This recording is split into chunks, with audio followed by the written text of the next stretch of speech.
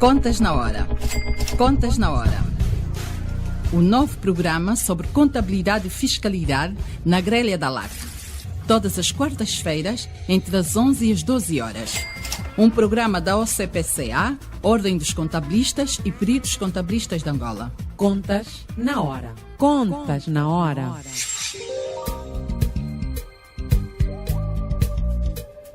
Estimados ouvintes, muito bom dia. Sejam bem-vindos à edição do Contas na Hora, o programa de rádio da Ordem dos Contabilistas e dos Peritos Contabilistas de Angola. Este programa conta com a produção da JCAC Comercial, técnica de António dos Santos, realização de Joel Costa, coordenação editorial de Mateus Gonçalves e na apresentação cá estou, Cristina Silvestre. Contas na Hora, o seu programa de rádio. Contas na Hora. Domine as técnicas da contabilidade e melhore a gestão do seu património. Contas na Hora. Porque a prosperidade depende da boa gestão do nosso património. Contas na Hora. Saiba tudo sobre contabilidade aqui, todas as quartas-feiras, das 11 às 12 horas, aqui, na LAC.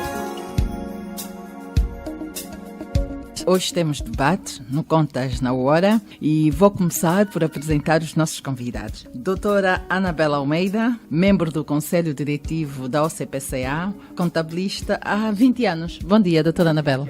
Mais de 20 anos. Bom dia, doutora. Bom dia, doutora Cristina. O doutor José Cana, membro do Conselho de Disciplina, contabilista há mais de 23 anos. Bom dia, doutor Cana. Bom dia, obrigado. E por último, o Sr. Rui Santos, membro do Conselho Diretivo da OCPCA, perito contabilista há mais de 45 anos. Não, como perito contabilista não é há mais de 45. Como contabilista há mais de 45 anos. E há quanto tempo perito? Há 1974 para cá. 43 anos. Tá, pronto, é isso.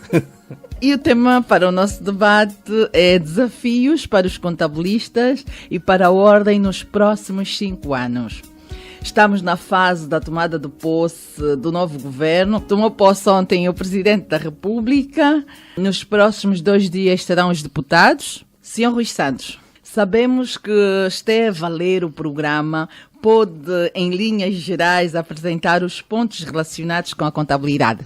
Bom, efetivamente vou um bocadinho mais atrás, porque eu nas eleições procuro sempre ler os programas, não só do MPLAC, do qual eu sou membro, mas também dos outros partidos para saber o que oferecem. E em termos políticos e de execução dos programas, muitas pessoas primeiro não leem os programas. Como não leem, depois também não conseguem cobrar aquilo, o compromisso e o contrato. Por outro lado, muita gente depois diz, os deputados e tal não estão a fazer nada, não fazem nada, pensam que não. Não, mas aqui, quando há um programa político, esse programa é para ser cumprido. Portanto, depois de ganhar, quem ganha, cria um cronograma de ações no sentido de fazer com que se implementem aquilo que prometeram. No programa, portanto, das eleições passadas, eu chamo a atenção para a página 110, que dizia assegurar a adoção de práticas de profissionalismo de nível mundial na área-chave da gestão de médias e grandes empresas, em particular na área da contabilidade, controle financeiro, controle de gestão e gestão de operações e marketing,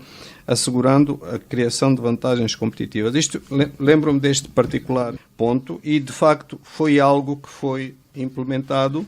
Bom, depois há todo um conjunto de outras questões que têm a ver com a área fiscal, por aí fora, e incentivos, mas neste aspecto da contabilidade, todos nós profissionais sabemos que os códigos foram aprovados e as normas internacionais foram adotadas para bancos, empresas seguradoras e futuras empresas que irão ser cotadas na Bolsa. Portanto, estas normas já existem. Portanto, é só para ver que há um cumprimento do plano, do programa que estava a ser feito. Muita gente não se apercebe de que isto está a acontecer. Eu chamo a atenção para os cidadãos e para as pessoas no seu geral, para olharem com atenção, porque às vezes o programa, como é generalista, foi aprovado, está a ser cumprido, mas depois há fine-tunings que são necessários, que acabam por não acontecer porque ninguém se interessou, ninguém andou atrás do cumprimento. Eu particularmente sabia que a banca já estava a implementar, mas não tinha noção que isso vinha do programa das eleições anteriores. Mas vinha num simples parágrafo, que isto tem 2000 e tal compromissos compromissos. O deste ano tem 1.904 compromissos,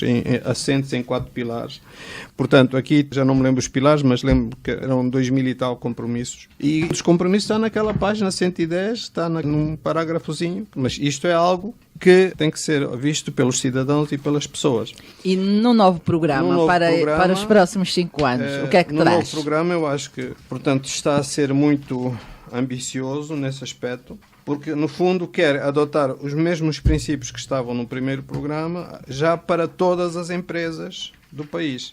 Já não é só para as grandes, as seguradoras, a banca. Okay. Portanto, era associado, essencialmente era a continuidade, no fundo faz todo o sentido. Se antes era para grandes empresas e empresas da Bolsa, este ano o assunto é para todas as empresas. Dr. Cana, a pergunta é a mesma para si. O que é que espera nos próximos 5 anos deste novo governo para a nossa profissão? Mais uma vez, bom dia. Bom dia, doutor. O programa, como todo mundo sabe, que é muito ambicioso realmente e assenta em pilares de combate à fome e à pobreza, redistribuição do rendimento, a dinâmica do setor econômico. Só estes 3 já envolvem a profissão num desafio muito grande.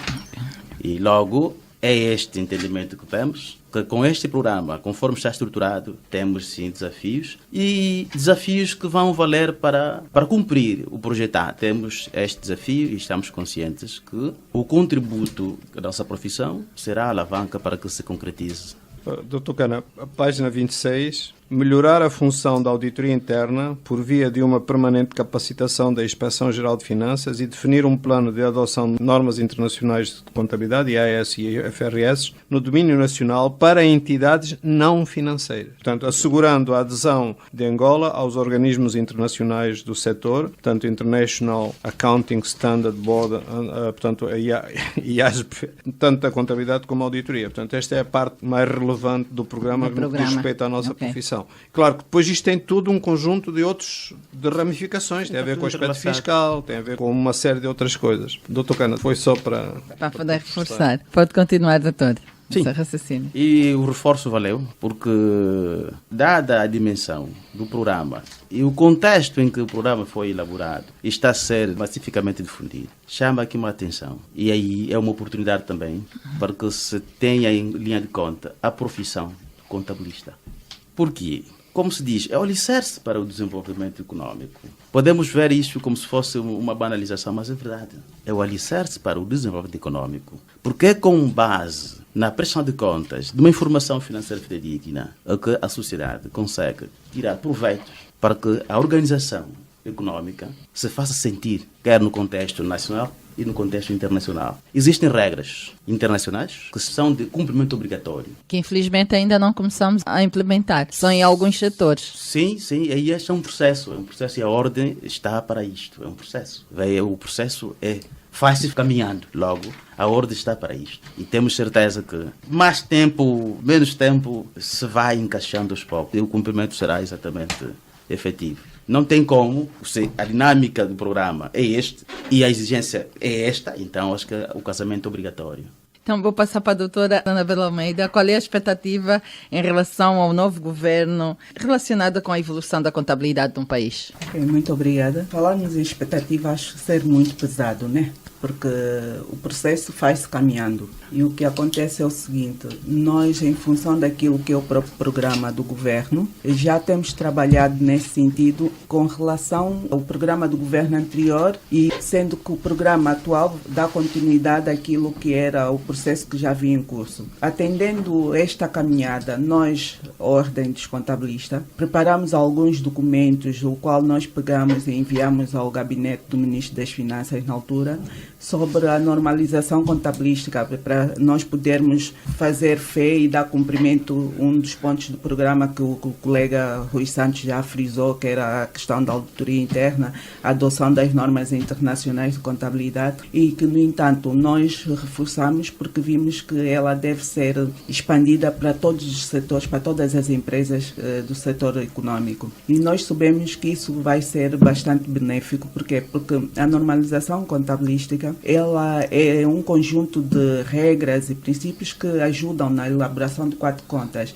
Isto vai harmonizar também a questão da informação e termos uma linguagem própria que se possa entender nas unidades econômicas. Também vai ajudar naquilo que é as regras de movimentação e articulação das contas. Já não será, se formos empresas do mesmo setor e tivermos que apresentar contas, não haverá aquela discrepância que hoje existe, em que cada um faz as contas do jeito em que achar conveniente. Com a normalização contabilística, a criação dessas normas, destes princípios, todos devem obedecer. O que é passivo para um será passivo para todos os demais. O que é ativo para um, a mesma coisa. Isto é importante porque as empresas hoje, nós estamos a ver a questão das empresas que vão para a Bolsa. Se não adotarem um sistema uniformizado em termos de normas, uma demonstração financeira pode ter um determinado resultado que possa ser positivo ou negativo em função de quem analisa, não é? E para um outro ordenamento também num outro país ter resultados diferentes, porque pode ser que a empresa cá em Angola é uma empresa saudável, mas se for para a Bolsa de Nova Iorque é uma empresa falida e vice-versa. Então ela serve mesmo que é para poder alinhar e estarmos todos a falar. Ou seja, o resultado que a Angola apresentar há de ser o mesmo que um outro país apresentar, visto que estamos na mesma linha, na mesma linguagem. Sim, desde que nós sigamos todas as normas internacionais de contabilidade e as ERFS em termos de relato financeiro. Caro ouvinte, se só agora sintonizou a LAG 95.5, estamos em debate no Contas na Hora e o que estamos a debater hoje é os desafios do próximo executivo no que concerne à contabilidade, ou seja, nos próximos 5 anos. Temos em estúdio a doutora Anabela Almeida, o doutor José Cana e o senhor Rui Santos. Senhor Rui Santos, a pergunta agora é para si. Então, os grandes desafios. Antes de dar aí continuidade a essa parte, gostava de chamar a atenção a 2 outros aspectos que estão indiretamente ligados ao nosso setor, nomeadamente promover o governo inteligente, chamado Smart Government, como forma privilegiada de prestação de serviço aos cidadãos, operadores económicos, instituições, etc., através da concepção e implementação de um roteiro para integração, chamada interoperabilidade, dos serviços públicos, permitindo a partilha de informação e de recursos tecnológicos, tudo isto. Portanto, isto tem a ver com o governo eletrónico. Este capítulo é uma das promessas e um dos compromissos assumido pelo partido ganhador. Portanto, este Smart Government, ou governo eletrónico, vai pegar diretamente a todos nós cidadãos e, obviamente, a todas nós empresas e, obviamente, a todas nós com contabilidades, porque uma das coisas que o o governo eletrónico tem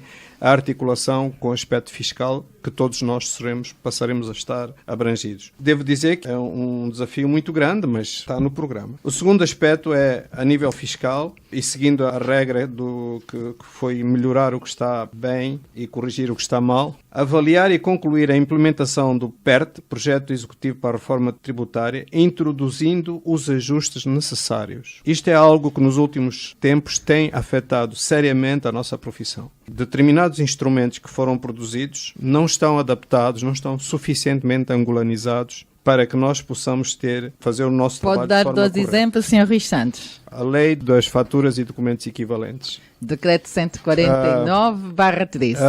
Facto de se trabalhar como se estivéssemos num país onde não existe inflação. Portanto, isto cria estrangulamentos enormes porque matematicamente somos obrigados a fazer registros contabilísticos de determinada forma que provocam o chamado lucro falso. Portanto, as transações dão-nos lucros matemáticos, passíveis de imposto, que na realidade as empresas não possuem. E nós, contabilistas, estamos amarrados que não temos como funcionar de outra maneira. E isto é fundamental de ser mexido e ser tratado e está no programa. Falando sobre a questão dos desafios, o grande desafio que nós temos a nível de profissão é mesmo o sistema de normalização contabilístico, e isto é algo que tem que ser visto, encarado, assumido por todas as partes envolvidas no processo. Isto é, profissionais, nós, empresas, associações e Estado, o Governo, para que se criem as regras. Porque as regras também é preciso ver que não se deve agarrar nas regras de forma cega, porque as regras são de facto internacionais, mas em algumas circunstâncias, por determinadas razões, podem não ser implementáveis. Só para terem uma ideia, as regras internacionais são 640 folhas de papel, com letra 8, salvo erro e omissão, 32 capítulos. De cabeça não me lembro bem. Portanto, agarrar nisto tudo e dizer dizer assim, meus caros contabilistas, a partir de agora estão aqui as 640 folhas, agora cozinhem-se. Desculpe, isto é pedir uma missão impossível aos profissionais. Profissionais esses que neste momento, muitos deles têm dificuldade no simples relato tradicional, vou chamar o relato tradicional. Portanto, isso é algo que é necessário pensar muito bem. E, portanto, tenho algumas opiniões como profissional e defendo essas opiniões, que as normas têm que ser encaradas e têm que ser adaptadas à realidade angolana. Devemos seguir as regras gerais, aliás, o nosso PGC já segue algumas das regras das normas, estamos bastante avançados nesse aspecto, mas, portanto, não é só chegar, agarrar e implementar só porque está escrito no programa, não. Sob o meu ponto de vista, isto tem que ser feito com muita atenção. Como referência, posso dizer que Portugal, que é 14 vezes mais pequeno que Angola, tem 92 mil profissionais contabilistas, tem 5 mil peritos e não seguiram as normas todas. Criaram regras de exceção, criaram sistemas e criaram um sistema de normalização contabilística dele. Eu, por acaso, tenho aqui um livro do Gil Pereira, que é o meu mentor. Eu tenho um mentor de contabilidade, considero um guru, que é o Gil Pereira. E, portanto, tenho aqui o livro dele, que foi recentemente lançado. Ainda não tive a oportunidade de o ler, mas ele fala como é que o sistema foi feito em Portugal. Seria um guião a adotar? Não, calma. Este senhor é uma pessoa que eu conheço há muitos anos. Ele lançou um livro em 1974 que serviu de guia para mim durante muitos anos. E cada país é um país. Cada país tem que olhar, chamar os seus profissionais, chamar as suas associações, olhar para as suas realidades. Por exemplo, a realidade portuguesa é totalmente dispara da nossa. Eles têm 92 mil contabilistas, nós temos 4.300. Eles têm 5 mil auditores, nós temos 238. Nós temos 100 mil empresas, mas dessas empresas, dessas 100 mil, não se sabe exatamente quantas é que estão organizadas. Aliás, não podem estar organizadas muito mais que 10 mil, porque se formos a ver bem, se um contabilista assinar 2 contas, 4.300 dá 8.600 contas organizadas, porque nenhum contabilista é super-homem para assinar dezenas de contas. Portanto, é necessário olhar para esses números. São realidades totalmente diferentes. Mas o que eu queria dizer, apesar da realidade portuguesa ser, na nossa profissão, bem melhor que a nossa, eles têm sistemas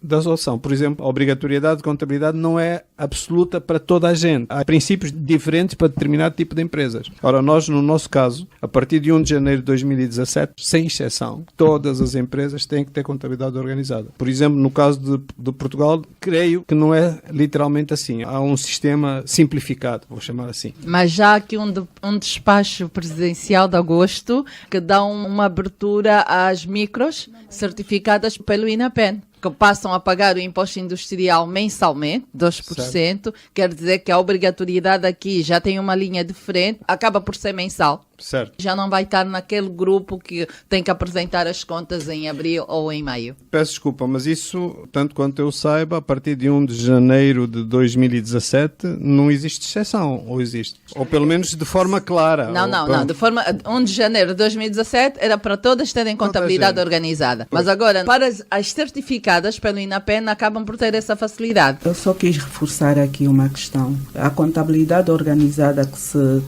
vem dizer que deverá ser obrigatória apresentar a partir do dia 1 de janeiro de 2017. De princípio, existem 2 grandes grupos, que é o grupo das empresas que podemos considerar sociedades médias e organizadas, que estão no grupo A. Existem as sociedades pequenas, as micros, que estão no grupo B.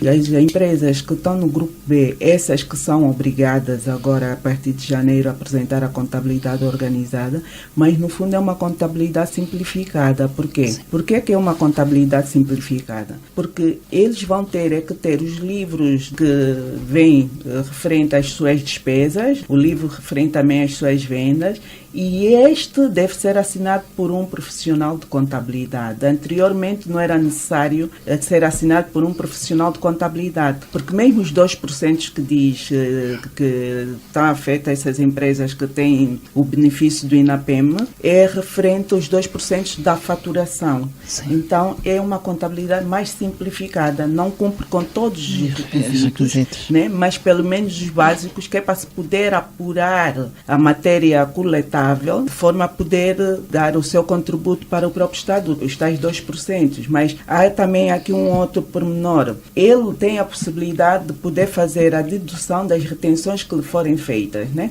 Mas já referente à dedução dos seus custos, as suas despesas que foram realizadas, não poderá fazer, porque ele não tem a estrutura completamente feita, não cumpre com aqueles padrões. Então, se tu não sabes o que é que tu gastaste, onde é que foi... E as amortizações, as provisões, e tudo mais, é impossível ter essa possibilidade de custo.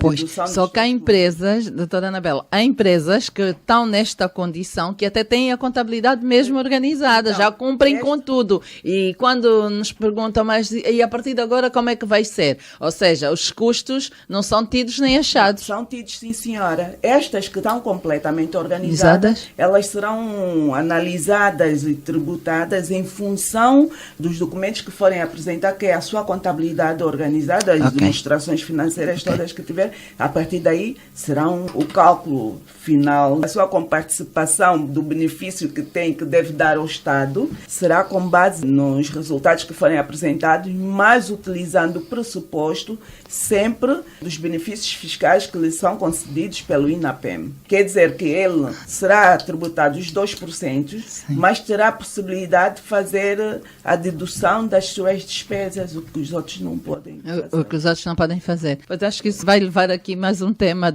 mais dia, vamos trazer aqui representantes do INAPEN e da AGT para abordarmos com profundidade esta situação. Porque este grupo que passa a pagar agora 2% do imposto industrial mês a mês, ele já está isento do imposto de selo. Sim, mas isso tem essa isenção também atribuída pelo INAPEN. Não vamos ter aqui um problema fiscal muito grande, visto que não andou a pagar o selo ao longo do ano e na altura de apresentar o imposto industrial quer fazer os proveitos menos os custos em vez de se beneficiar desta facilidade dos 2%. Não teremos, porque isto é uma situação que já vem há bastante tempo. O que está a acontecer, esse novo decreto, só veio a regular, porque as empresas que estão ao abrigo do INAPEM já vêm há algum tempo estarem isentas do selo, né? Estarem isentas de qualquer um outro imposto e serem tributadas só os 2% sobre o valor da sua faturação. É só... e este decreto traz aqui uma abertura, como entende-se que há dificuldades com a tesouraria das empresas, podem agora as empresas pagar só pelo que receberem, 2% pelo recebimento. Mas se nós formos analisar de forma funda, não é? Eu acho que para um bom rigor isso já se cumpria quase porque originalmente as empresas para passarem no INAPEN tinham que ter processos organizativos internos suficientemente bons para serem aceitos pelo INAPEN. Portanto, este instrumento que saiu agora vem no fundo tirar uma coisa que estava prevista anteriormente de maior rigor. Em termos contabilísticos. Não veio. Não, veio simplificar o processo, eu entendo.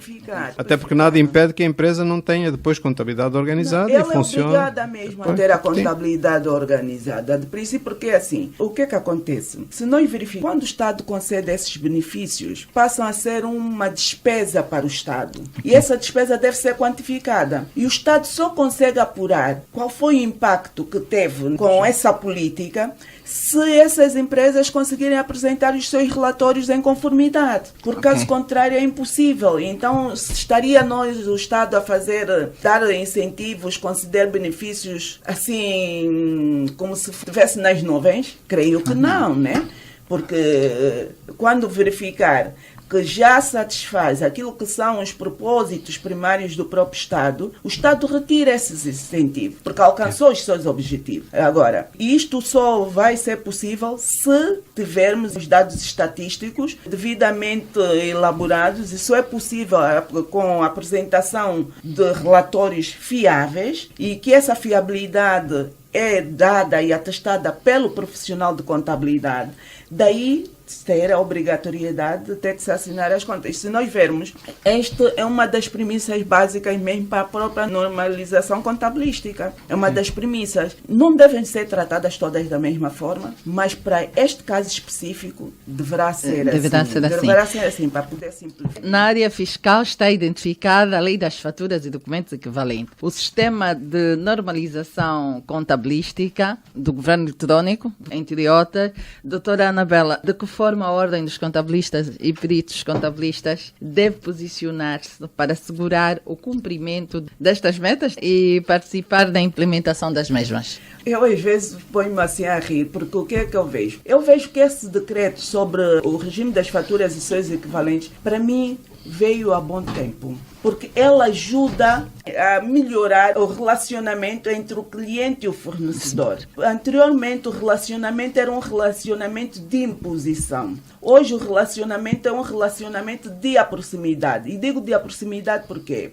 Pelo seguinte, porque o regime das faturas e seus equivalentes obriga logo de primeira que deves ter o NIF da pessoa com quem tu estás a ter a relação comercial, a denominação social, o endereço. Quer dizer, tu tens que te preocupar mais com quem tu estás a te relacionar. Né? E depois, isso vai levar a uma aproximação social, a uma humanização da própria relação comercial, que quase não existia cá dentro do nosso mercado, porque era, faço uma venda a qualquer um e não quero saber com quem eu me relacionei. E isto também vai facilitar a identificação das pessoas, não é? Porque primeiro, para mim poder fazer qualquer transação, primeiro tenho que saber com quem eu estou a transacionar. E para isto tem que ter uma certa empatia. E esta empatia atualmente é regulada obrigatoriamente pela lei das faturas e seus equivalentes. E depois, a partir dela, também conseguimos ver aquilo que nós chamamos a figura do próprio substituto tributário, para ver até que ponto chega o caráter das pessoas. Porque esta lei veio a moldar o caráter e a personalidade dos intervenientes da relação comercial. Porque o que é que acontece? Ele é obrigado, a partir desta mesma lei, a ter que descrever quais são os impostos que incidem dentro desta relação, a obrigação que tu tens, a tua contribuição que tu deves dar ao Estado para benefício de um bem comum. Já estamos a ver uma posição altruísta nesta mesma lei. E o que é que vai acontecer?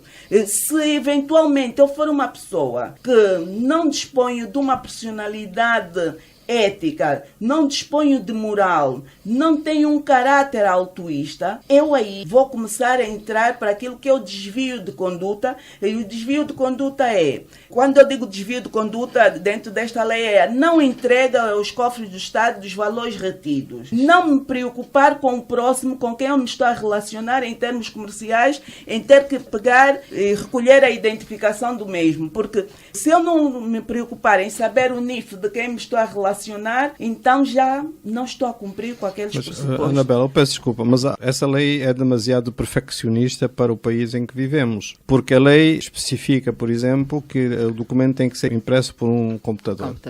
Num país que precisa de 12 gigawatts de energia e que produz menos de 1 gigawatt, e agora com a UCA provavelmente vai passar a produzir um pouquinho mais. Isso é a primeira questão. A segunda questão é o seguinte: o aspecto da lei não tem nada contra os documentos e acho que deve ser incentivado. Agora, a forma obrigatória e punitiva que surge depois disso, isto é, se o documento não tiver... Não, vou-te só explicar a nuance, qual foi o impacto e o resultado prático disso. Nós estamos a falar de 4 milhões de famílias que vivem no país. São cerca de 100 mil empresas, mas há 4 milhões de famílias. Famílias essas, muitas delas produzem serviços e bens porque não têm emprego, entre aspas, formal. Então, a lei foi feita para pensar talvez nas 100 mil empresas, as quais poderão potencialmente estar informatizadas, mas esqueceram-se que existem 4 milhões de famílias produtoras. Então, todas essas pessoas não têm condições, ou grande parte delas não têm condições de emitir as faturas e os documentos.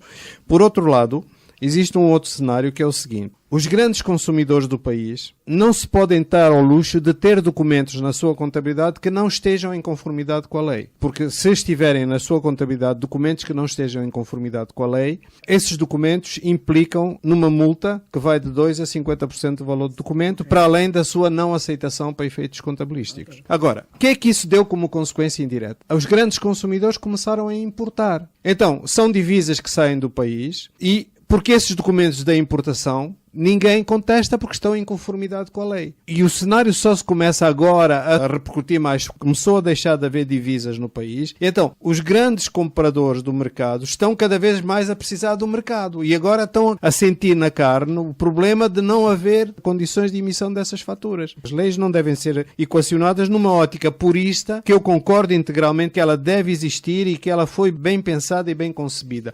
No espírito, na prática, peço desculpa, mas não. Rui, vamos lá ver. Eu estou de acordo com a sua preocupação, mas também é o seguinte: se nós verificarmos, primeira coisa, nós devemos nos autocorrigir, certo? Para que haja a correção em cascata. Sim, mas Anabela, desculpa, não, deixe-me só responder, só para responder a sua questão. Então, o que eu queria dizer é que há opções possíveis. Sim, mas é o seguinte, o que é que acontece? Quando diz que os documentos devem ser processados em computador, não deixem aberta a possibilidade das faturas tipográficas. A lei é clara. Não deixa a possibilidade. Desde que as faturas tipográficas cumpram com os requisitos da lei do regime das faturas e seus equivalentes. Aqueles requisitos que nós já sabemos que é dados da própria empresa e por aí em diante. Desde que cumpra com isso, é aceito. Para empresas pequenas, para comerciantes que não têm capacidade, não têm possibilidade de poder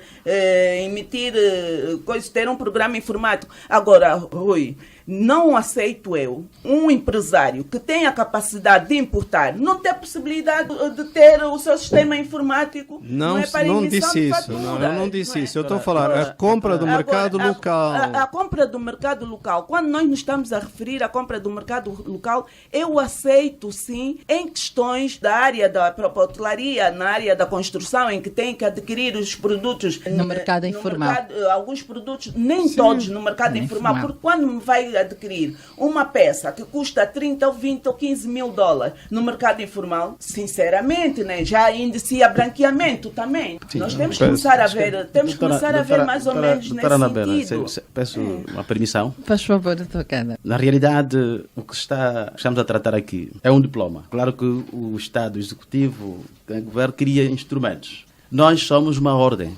Nós devemos estar na aplicação prática do profissional. Devemos estar ao lado das peripécias ou não que o nosso profissional vai encontrar quando o diploma sai. Essa é a nossa forma de encarar. A ordem está exatamente nesta perspectiva. Logo, com um desafio. A princípio, a ordem tem desafio de uniformizar a atuação profissional em toda a esfera. Um dos desafios é exatamente criar linha de cooperação entre a entidade tributária, o AGT, não é? E a ordem. E por que esses diplomas, às vezes, entram em discussão entre nós, os profissionais? Nós não vamos ver o diploma na ótica de quem produziu. Vamos ver o diploma na ótica da aplicabilidade profissional. O que o doutor Rui está a dizer tem certa aceitação. Por quê? Nós estamos a ver como profissionais as possíveis dificuldades que este diploma está a acarretar. Logo, é necessário que, como desafio da ordem, participar, contribuir na elaboração de qualquer diploma que tenha exatamente interesse contabilística. Por que eu digo isto?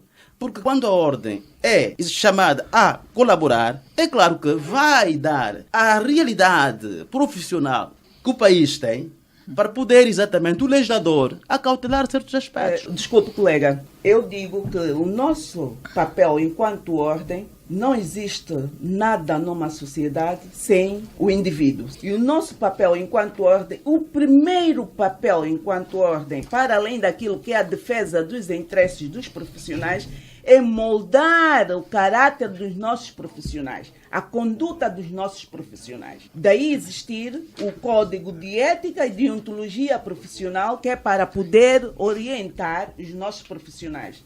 Quando diz que o documento que foi criado, eu não estou a defender o documento, eu estou a defender aquilo que deve ser a prática da leitura do documento e aquilo que deve ser a prática da relação comercial entre os indivíduos. Este é o meu ponto de defesa. E eu continuo a dizer que este instrumento veio em boa hora, porque esse instrumento veio disciplinar e corrigir aquilo que é a conduta dos profissionais, veio disciplinar. Porque normalmente ninguém gosta da lei. A lei, quando é feita, ninguém gosta. E uma coisa é certa, quando a lei existe, a lei não existe que é para punir. A lei existe para corrigir. Existe para corrigir o quê? Para corrigir condutas e caráter. Cumprirem com aquilo que são as normas de conduta e relacionamento e relação em termos da sua profissão. E o que é que acontece? Estamos a falar da questão das penalizações. Se eu cumprir com o que está estipulado, primeiro não vou sofrer as penalizações. Normalmente a pessoa tem medo do desconhecido. Todos nós nesse momento estamos a tentar ir contra este diploma porque é desconhecido. Não é ir contra, pois, atenção, não é ir contra. Não estamos, não criar os mecanismos necessários para contemplar todos os casos. Todos os aspectos possíveis. Mas um momento. É impossível, em termos humanos e em termos sociais, contemplar todos os interesses dentro de um único propósito. Anabela, posso dar-te uma informação? Isso. Portugal tem 92 mil contabilistas. Deixa-me só explicar. Sabes que existe uma figura no sistema português? Eles têm um sistema chamado fatura própria. Isto é, no cenário português, se um fornecedor meu não tem condições de emitir a fatura, eu posso emitir a fatura em nome dele, como se fosse ele a emitir uma fatura. E essa fatura, há uma espécie de uma retenção na fonte, que eu, que sou o comprador, estou a reter o imposto dele, pago ao Estado aquela parte da retenção e o documento é aceito na contabilidade. No fundo, é um cenário como esse, resolve o problema. Qual é o nível de consciência e de mentalidade da sociedade portuguesa com relação à nossa sociedade? Nós temos que começar logo a pensar por aí, porque se nós começarmos a fazer isso, lógico que eu começarei a fazer negócio comigo mesma. Vou criar faturas. Porque o imposto é alto. Não, calma. O imposto é alto. Não, é muito mais fácil eu pagar impostos, suponhamos, porque nós aqui já começamos a analisar depois custo-benefício, porque o que é que vai acontecer? Eu vou dizer, bom, a mim interessa-me pagar 10 mil kwanzas de imposto, sabendo que eu vou conseguir abater um custo de 30 ou 50 mil dólares. Anabela, aquilo que eu quero dizer é o seguinte, nós estamos a falar de um país que é 14 vezes mais pequeno que Angola, que tem metade da população e que, ainda por cima, a grande parte, mesmo nesse país, eles implementaram esse sistema. Agora, nós que estamos com uma população iletrada contabilisticamente, temos uma fração, temos menos de 10% dos contabilistas do que eles têm e estamos num cenário em que temos chamada lei perfeccionista. Eu não tenho nada contra a lei, aliás, no que diz respeito pessoalmente, eu só estou a falar em relação aos colegas que têm esse problema na mão. Mas esses colegas que têm esse problema na mão devem adaptar-se agora àquilo que deve ser feito de forma correta. Nós a ordem. Agora, quando diz que nós a ordem deveremos contribuir para que altere-se os pressupostos que foi objeto deste decreto, eu agora perguntaria-vos, é a mesma coisa que nós estamos a dizer. O meu filho está a portar-se mal, então devo pedir ao Estado que altere pelo menos a lei de proteção. Minha responsabilidade como o educador, não é? Como a pessoa responsável sobre este menor, e de forma que ele possa cometer os atos que quiser e estar a coberto sem que eu seja penalizado. É precisamente quase a mesma coisa, colega. Caros ouvintes, está a acompanhar o programa Contas na Hora, da OCPCA, emitido todas as quartas-feiras, das 11 às 12 horas, na LAC, sobre os desafios para os contabilistas e para a OCPCA nos próximos 5 anos, tendo como base o programa do governo do partido vencedor das eleições de 2017. Os nossos convidados são doutora Anabela Almeida, perita contabilista, Dr. José Cana, membro do Conselho de Disciplina e contabilista há mais de 23 anos, e o Sr. Rui Santos, membro do Conselho Diretivo da OCPCA e perito contabilista. A Anabela também é membro do Conselho Diretivo. Eu, pelo menos, só quis fazer aqui uma ressalva. Se nós verificarmos naquilo que é a própria linha do governo, um dos pontos principais é a educação. Isto que nós estamos a tentar tratar aqui, esse documento, faz parte da educação, do próprio profissional, do próprio ator econômico, né, que são, nesse caso, as empresas. E se nós vermos, numa das linhas do governo diz, a educação é a chave do desenvolvimento econômico de Angola e a condição fundamental para os cidadãos tirarem proveito das oportunidades disponíveis na sociedade. E esta é uma das oportunidades. E eu tenho dito sempre que esta lei veio criar oportunidades, que é para nós, os profissionais de contabilidade, podermos ter cada vez mais trabalho. Porque quanto mais organizadas estiverem as empresas, né, será muito mais fácil a execução do nosso trabalho. E quanto mais leis forem criadas, que é para regular a relação entre o operador econômico e a própria sociedade em si, vai fazer com que nós, profissionais, sejamos mais respeitados e vai fazer também com que nós, profissionais, sejamos mais solicitados, porque, afinal de contas, a nossa presença aí será uma presença-chave, que é para podermos ajudar eles a cumprirem com aquilo que são os pressupostos legais que foram criados. Eu acho que nós temos que ver aí como uma oportunidade, não vermos como um obstáculo. Sim, doutora Anabela, com todo respeito, nós todos estamos na mesma senda. Não estamos a reprovar o surgimento do diploma. Nós somos uma ordem profissional. Logo, o primeiro interesse da ordem é exatamente defender a profissão. É este o primeiro interesse. Estamos numa interação. De um lado está o governo, o Estado, está a ordem. Logo, a ordem deve ser tida como parceira do Estado na execução das políticas inerentes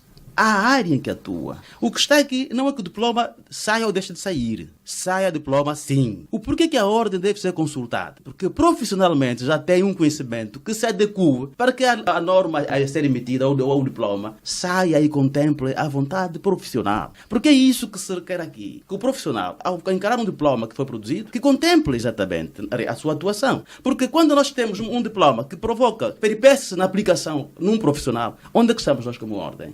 Colega, desculpa, a ordem é sempre consultada. A ordem sempre deu os seus parceiros. Neste caso, não. A ordem sempre dá os seus parceiros. Temos que tratar os factos conforme eles são. Sim, um diploma que saiu. Não temos a indicação que a ordem contribuiu. A ordem dá sempre o seu parceiro. Mas neste diploma não. Contribui neste diploma não, na elaboração do diploma. Neste diploma não. A doutora Anabela e o senhor Rui Santos falam sobre uma certa iliteracia contabilística. Iliteracia é um entrave no desenvolvimento da contabilidade no país? Se não vamos negar nisto. Mas eu tenho uma opinião um bocadinho diferente assim. Todo o cidadão sabe contabilidade, só que não sabe que sabe. Portanto, esse é o aspecto.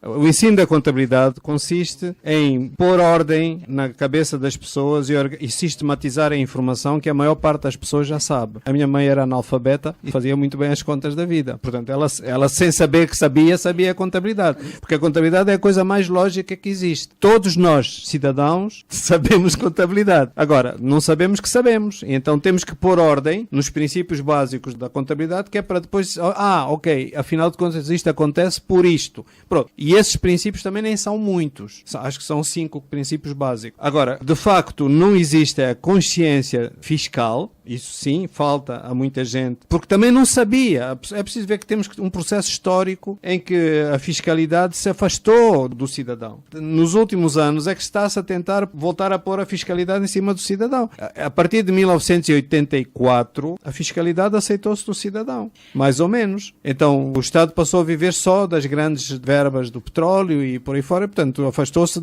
daquilo que é o comum. E agora, obviamente, estas gerações todas, são 5 ou 6 gerações de pessoas, foram educadas sem ter essa cultura fiscal. E agora estão-se a criar regras. Mas, Anabela, este instrumento da lei da faturas e documentos equivalentes não teve o contributo da ordem. Estava inserido no programa do PERT, inserido dentro do Código Industrial. Foi retirado do Código Industrial porque o Código Industrial passou por um debate mais profundo e foi aprovado externamente à revelia. E esse instrumento, inclusive, como disse, o instrumento está tecnicamente correto e purista. Agora, esqueceu-se que esse documento é para ser aplicado num país chamado Angola, que tem 1,2 milhões de quilómetros quadrados, que não tem estradas em condições, que não tem energia e que tem 4 milhões de famílias, das quais pelo menos 3 milhões sobrevive à custa de trabalhos e serviços nos quais não está preparado nem fiscalmente para ser um contribuinte, nem contabilisticamente para apresentar um papel. Ora, nós, obviamente, que todos os nossos profissionais têm por missão exigir a documentação de acordo acordo com o que está na lei, porque, aliás, ele tem que cumprir a lei. Porque se ele não cumprir o que está na lei, o fisco, ou a AGT neste caso, incorre nas multas e por aí fora, e a empresa para a qual ele presta o serviço está a incumprir,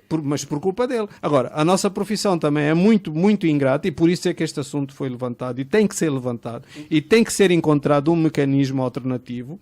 O que se passa é que quem nos paga o nosso salário é o nosso patrão. E o nosso patrão, eu como contabilista de uma empresa pequena, não interessa, uma empresa qualquer, diz, olha, desculpe lá, eu não vou registar este documento porque ele está em incumprimento. E o patrão diz, olha, registre porque eu mando registar. Então assina. Nós estamos perante uma situação em que a nossa profissão também é muito ingrata nesse aspecto. E repito, Anabela, há opções. É que se não houvesse opções, eu dizia, pronto, não há opções. Há opções. E a opção da chamada self-invoice é uma opção possível. Por que não? Limitar isso no valor, não sei, limitar numa percentagem do volume das vendas. Há formas de ultrapassar isso. Enquanto o cenário existir no país, e eu creio que vai existir nos próximos 10 anos pelo menos, não pode ser assim, ou é preto ou é branco. Não, calma aí, desculpa, aqui tem que haver cenário... Caros convidados, são a favor de um plano de literacia contabilística em Angola? Se sim, que aspectos devem ser contemplados neste plano de literacia contabilística? Doutora Anabela, faz favor.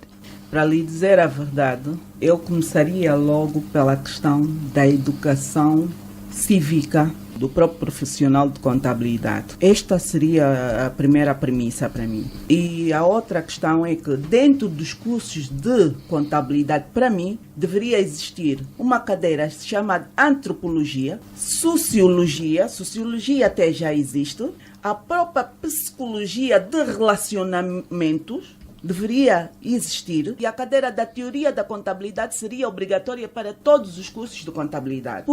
E aí é epistemologia, porque se essas cadeiras forem inseridas dentro do curso durante a formação em contabilidade, nós deixaremos de ter os problemas que vamos levantando, que são problemas fantasmas. E eu continuo a dizer problemas fantasmas, por quê? Porque temos medo, porque nós não conhecemos, temos medo daquilo que eu desconheci, temos medo de poder avançar. E como nós não sabemos para onde é que poderá dar, vemos logo como um entrave. Acho que isso seriam cadeiras-chave dentro da formação do contabilista. Deveria existir logo isso como uma cadeira-chave. Doutor Cana, faz favor, a sua contribuição. Sim, a literacia contabilística, no ponto de vista geral, é um bocadinho, ponho aspas, mas porque a literacia financeira, hoje é corrente, quase a banca ou o BNA faz aí algum trabalho. Enquanto a contabilística, já existem instituições de formação profissional nas diversas escolas públicas que formam contabilistas. Logo, o problema é incluir uma ou mais cadeiras. É uma questão de a ordem sentar e tentar ver até que ponto a ordem pode ser útil em apoiar certa iniciativa de formação profissional. Porque realmente a ordem não vai subjugar o Estado, mas por onde a ordem está para dar o seu contributo, desde que seja aceito também, não vai impor ao Estado. Mas é esta a perspectiva que temos que encarar. Das escolas que existem que formam contabilistas, a nível básico, médio, até superior, que diagnóstico nós podemos fazer, onde é que nós podemos contribuir? Com que elementos práticos? Há certas cadeiras que existem ali. Nós teríamos a ocupar um espaço onde poderia ser uma outra que teria mais vantagem em relação à profissão. E isto é um desafio da ordem.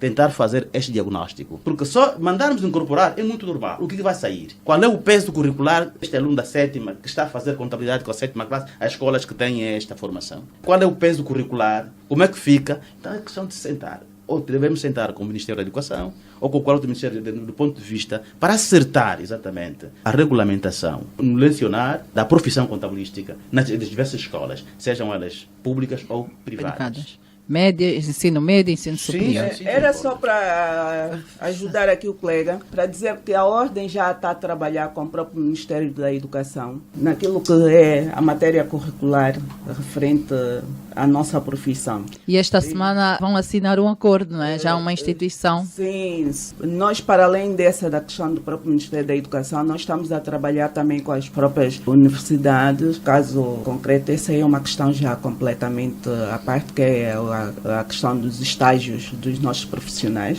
Estamos a aproveitar essas instituições de forma que os nossos profissionais possam fazer o estágio que nós chamamos, temos 2 sistemas de estágio, que é o estágio em ambiente controlado e o estágio em ambiente real, mas nós vamos falar concretamente do estágio em ambiente controlado, é que nós estamos a usar as instituições de ensino. Por isso é que nós estamos a elaborarmos acordos com essas instituições. Estas instituições para facilitar esse estágio dos profissionais que querem entrar para a profissão. Isto é uma questão que já está sendo vista internamente dentro da própria ordem, porque a ordem fez muito trabalho nesse aspecto. Tivemos algumas falhas que nós podemos assumir, mas também em termos de trabalho fizemos muito. Poderíamos ter feito muito mais em termos daquilo que é a valorização dos nossos profissionais. E acho que as falhas fazem parte, não é? Como tudo, as falhas fazem parte do caminho.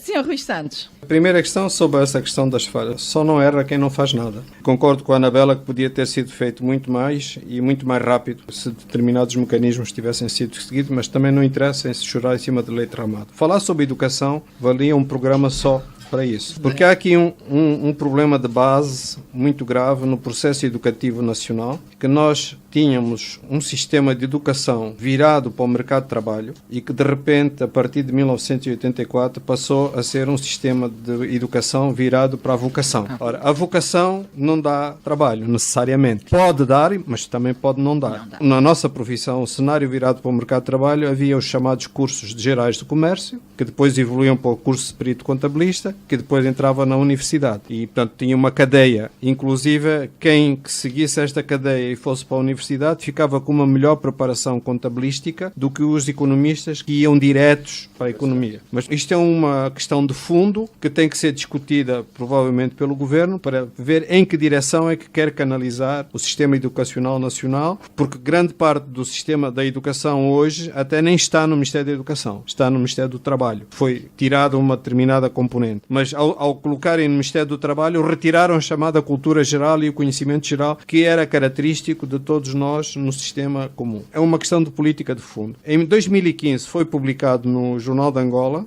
a listagem de todos os institutos médios superiores e universidades existentes no país. Foi 2015, passaram 2 anos, não sei quantas fecharam, nem sei quantas abriram. Nessa publicação havia 82 instituições de ensino, institutos médios, institutos superiores e universidades, que davam matérias relacionadas com contabilidade. Os cursos que estavam lá previstos, salvo erro e omissão, eram 14. Havia 14 matérias, 14 por chamar disciplinas, desde a contabilidade geral até a fiscalidades e por aí fora, gestão, estava espalhado por esses 82 institutos. Elas estão aí, existem, têm que ser potenciadas, provavelmente a Ordem tem que articular ou através do Ministério ou através das instituições os conteúdos programáticos que pretende que sejam ministrados de acordo com o que entender que é a direção da profissão. Mas, portanto, sobre a literacia contabilística, eu também, aquilo que eu disse há pouco, todos nós sabemos contabilidade, só que não sabemos que sabemos. E, portanto, se isto, a nível das escolas primárias, houver duas disciplinas, uma delas, uma coisa que ponha um bocadinho de ordem nas chamadas partidas dobradas, ensinar os miúdos logo ali a começar a trabalhar com as partidas dobradas. E há uma coisa que é muito importante e que nós precisamos no país, que é uma disciplina que eu tive a felicidade de dar, chamada OPAN, Organização Política e Administrativa da Nação. Desde o princípio que o cidadão tem que saber como é que o país em que vive funciona. E essa OPAN foi simplesmente retirada dos conteúdos curriculares em 1975. Pois é, porque eu já ia fazer essa pergunta. Em que ano foi dada essa disciplina? Que eu não me lembro foi dela. Retirada em 1975, foi retirada do conteúdo programático angolano. E a OPAN, de facto, para mim, é que é uma origem de cidadania, porque a disciplina é uma disciplina muito chata. Ensina como é que se faz um requerimento, ensina qual é a hierarquia do Estado, como é que se pede a quem, ensina tudo isso.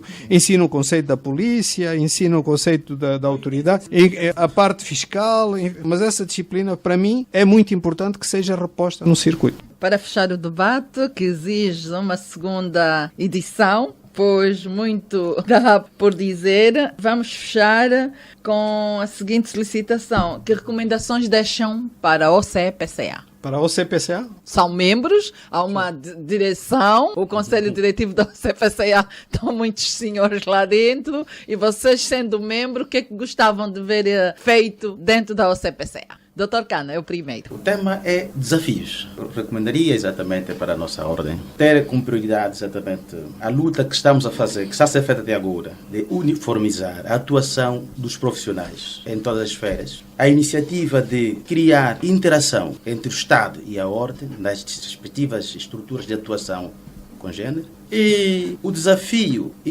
fazer com que a Ordem tenha esta oportunidade de contribuir para exatamente matérias curriculares nas instituições de formação, quer pública ou privada, em que a profissão é ministrada. Gostaria exatamente que estes desafios exatamente fossem de tal forma avante para que consigamos alcançar aquilo que é exatamente a harmonização.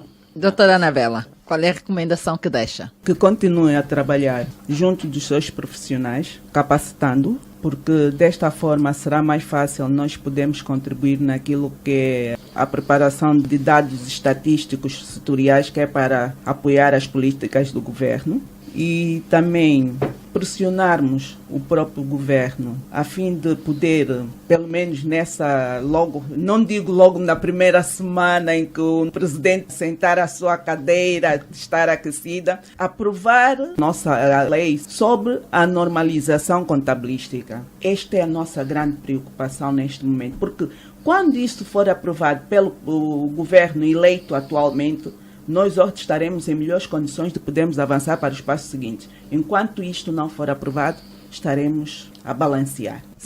Basicamente é um bocado difícil, sendo o último a falar. A grande missão que temos pela frente, efetivamente, e o grande desafio que temos pela frente é a Comissão de Normalização Contabilística. Isto é indiscutível e tem que ser mesmo tratado, e é urgente tratar, e faz parte do plano do Governo. Portanto, obviamente que se faz parte do plano do Governo, não creio que seja difícil equacionar como algo a atingir. E por outro lado, é necessário também criar alguns mecanismos de forma a que a Ordem seja ouvida quando forem definidas matérias de teor contabilístico-fiscal e auditoria, mas, portanto, essencialmente contabilístico-fiscal, porque a Ordem não tem sido chamada com a regularidade e a cutilância necessária. Inclusive, as poucas opiniões que foram dadas sequer foram levadas em consideração. Tem mais peso um consultor internacional do que a Ordem a fazer uma manifestação, seja ela qual for. E esse cenário, sob o meu ponto de vista, tem que mudar, ou deve mudar, porque sem tirar o valor dos consultores internacionais,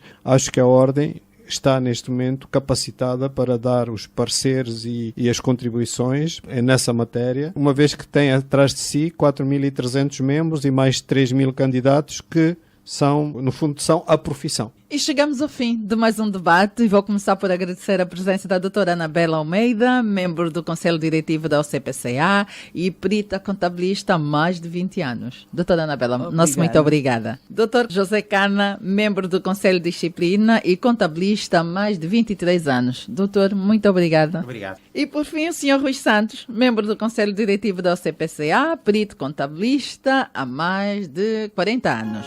Senhor Rui Santos, nosso muito obrigada. E assim fechamos mais uma edição de Contas na Hora, o programa de rádio da Ordem dos Contabilistas e Peritos Contabilistas de Angola. Já sabe, doravante, a hora 11, é hora das contas aqui na LAC. Continuação de excelente dia e até a próxima quarta-feira. Contas na Hora. Contas na Hora. O novo programa sobre contabilidade e fiscalidade na grelha da LAC. Todas as quartas-feiras, entre as 11 e as 12 horas. Um programa da OCPCA, Ordem dos Contabilistas e Peritos Contabilistas de Angola. Contas na Hora. Contas na Hora.